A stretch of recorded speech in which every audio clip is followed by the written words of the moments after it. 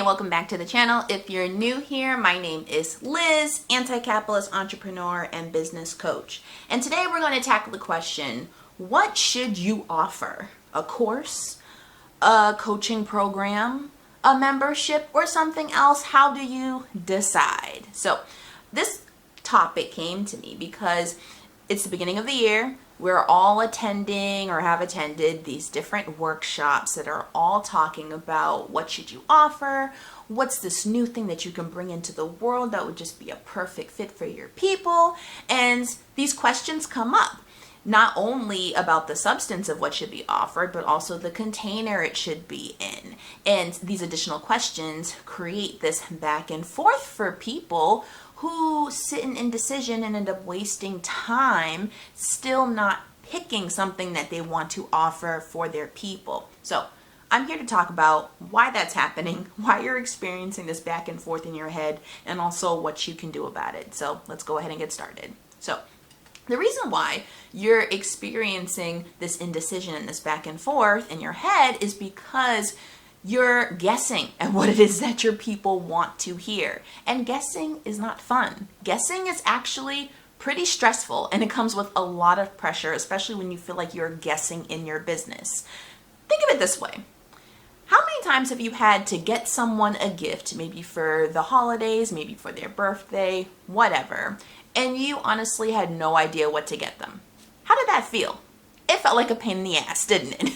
It is so, and I'm also speaking from personal experience here, it is such a pain to have to figure out what to get someone when you have no idea what it is that they want. And you know on some level that they'll accept what you give them and be happy and grateful that you thought of them, but still there is that little feeling in your head that wants to make sure that you get them something that they will like. And so you go back and forth about it, delay, and then the next thing you know, you're in some checkout line on Christmas Eve, and it's like 6 o'clock, and the line's out the door, and you're just like, how did I get into this situation? Because guessing is stressful, and stressful things create delay. So when you're thinking about your offers and what you want to help your people with and what you want to create and what container you want to put it in, stop guessing. Ask them what it is that they want. And the way that you do that is by how we show you in the offer code, asking specific story building questions that really pull and dig at what their root issue really is, so that you can then offer them a solution that matches. Then you move from guessing to actually testing. And that's a very different headspace. Guessing is like trying to play the numbers on the lottery. And sure, that can be a fun experience every once in a while, but not when you're depending on it for your livelihood or to build a business. Guessing and testing, two completely different energies. When you are in the testing realm, you feel more confident about what it is that you're offering because you actually have reasons to back up why you're choosing what you are choosing. So even if you happen to get it wrong or miss it, then you still feel good about that decision, and then you're able to take the next step of figuring out, okay, well, what could have went wrong here? What else could have been done? When you're just guessing, you're just shooting blindly in the dark. And then when things don't work out the way you had expected them to, you're starting from scratch because the guess was starting from scratch to begin with. And that's not helpful. In the offer code, I help you to have one-on-one feedback conversations with people who are your ideal clients using story building questions so that you can craft an offer that matches what they need and then match that to the container. Because once you know the simple problem that you are solving and the simple solution that you're solving it with, then you know the container that is the best fit. And you can still have some questions about, well, you know, what if there are multiple different types of containers that I could use to solve this problem? Like, I could see it as a membership, I could see it as a coaching program, etc., etc. You want to remember that the container itself is not the magic bullet that'll help your people achieve the result that they're paying you for. Because at the end of the day, that is really important. You can have, and have probably seen, different programs or courses that had all the bells and whistles, had a ton of resources, had a wonderful community filled with a bunch of like-minded people who were really striving for the same thing, and yet no one was achieving the result that they paid for. That is a problem, and that's because the container does not provide the result.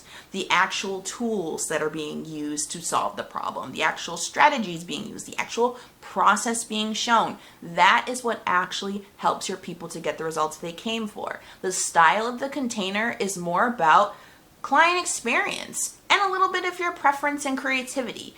It's fun to play, but remember that the meat of what is being given to your clients, or the meat of the process that they're walking to and the tools that you are using to help them walk through that process, that is the really important thing. Like, that is what people paid to get. People would much rather pay for a very simple, very bland program that gets them the result they wanted than to pay a bunch of money for this amazing experience that at the end of it, they're feeling like, what did I just pay for? What just happened? Because I'm still struggling with the same things I was before. What's going on?